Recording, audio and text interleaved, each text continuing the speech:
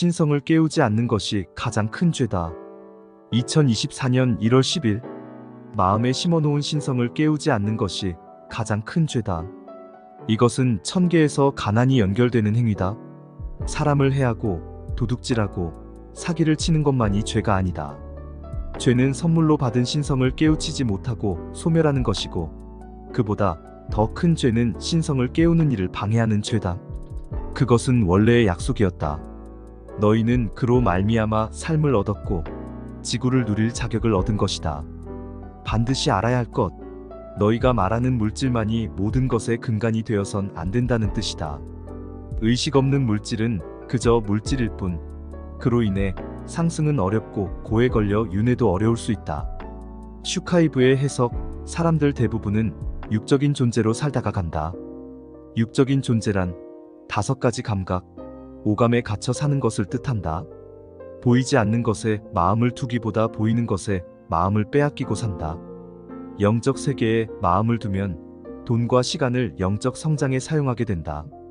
그럴라 치면 눈에 보이는 세상 물질만 추구하는 자들은 그 사람을 불편해한다. 그 사람이 자연스레 그런 자들과 관계를 끊게 되는 배경이다. 이는 진리에 눈뜬 사람에게 일어나는 정상적인 현상이다. 하지만 안타깝게도 사람들 거의 전부가 아직도 외모를 가꾸고 무력과 명예요, 권력욕을 채우는데 돈과 시간을 쓰고 있다. 인간은 모두 창조주께서 만드신 아들과 딸이다. 모든 사람의 마음 안에는 창조주께서 심어놓은 신의 불꽃이자 삼중의 불꽃, 신성이 깃들어 있다. 인간으로 사는 동안 이를 깨우기 위해 영적 성장에 온 힘을 기울여야 하는 이유다. 영적 성장은 곧 신성을 깨우는 일이기 때문이다. 인간으로 사는 동안 돈과 시간을 영적 성장에 쓰지 않는 자는 천상계에서도 가난을 면치 못한다. 물질계의 흙수저, 금수저, 다이아몬드 수저가 천상계에도 똑같이 있기 때문이다. 더 정확하게 말하면 세수저로 나타내진 천상계의 계층이 물질계의 계급을 가르는 모티브가 된 것이다. 사람들은 남의 물건을 훔치고 남을 기망해 재산상 이득을 취하고 사람을 해하는 것 등을 죄라고 생각한다.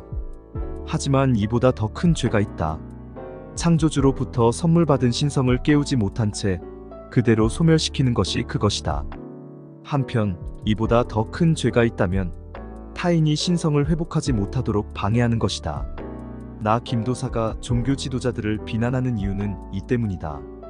그들은 자신들도 보지 못하면서 보지 못하는 사람들을 꿰어 신성을 회복하지 못하도록 방해한다. 그들을 맹신하고 따르는 추종자들 역시 똑같이 행동한다. 이들도 다른 사람들의 신성 회복을 방해한 죄로 지구 멸망 때 영혼의 블랙홀로 빨려 들어가 무로 흩어질 것이다. 이 말인즉슨 원소 상태로 돌아간다는 뜻이다. 정말 상상만으로도 너무 섬찟하고 허망하지 않은가? 모든 인간은 아버지 창조주로부터 시작되었다. 그분은 자신의 자녀들인 인간을 사랑하셔서 그들에게 거룩한 선물을 주셨다. 바로 신성이다. 지구별의 인간으로 육화하도록 하는 건 역시 여러 체험을 통해 신성을 깨울 기회를 주시려는 것이다. 이젠 더 늦지 않게 의식을 깨워 자신이 창조주의 자녀라는 사실을 깨달아야 한다. 그래야 신성을 회복할 수 있다. 지금껏 사람들이 쫓은 물질은 금세 사라질 헛것에 불과하다.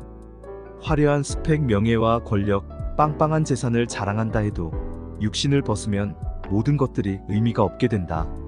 실제는 고차원의 영적 세계에 존재한다. 의식 없는 물질은 그저 물질에 불과하다는 걸 깨달아야 한다. 그러지 못한다면 장차 있을 지구 멸망 때의 차원 상승 여행에서 제외될 것이다. 차원 상승을 이룬 자들이 거주하게 될 성서의 예루살렘 같은 새 지구 타우라에 들어갈 수 없게 된다는 뜻이다. 신성 회복은 그곳에 들어가는 열쇠가 되어줄 것이다.